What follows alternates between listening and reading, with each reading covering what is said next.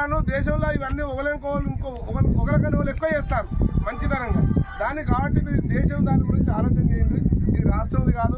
టీఆర్ఎస్కి వేసిన ఓటు వేస్తే, కాంగ్రెస్కి వేసిన ఓటు వేస్తే, నరేంద్ర మోడీకి వేస్తే మీకు ఆ ఓటు వాల్యూ మీకు రేపు తెలుస్తుంది. ఓటు వేసిన తర్వాత మీకు ఆటోమేటిక్గా మీకే తెలిసిపోతుంది. అమ్మకి అంతకన్నా ఎక్కువ మీరు ఏం చెప్పవు.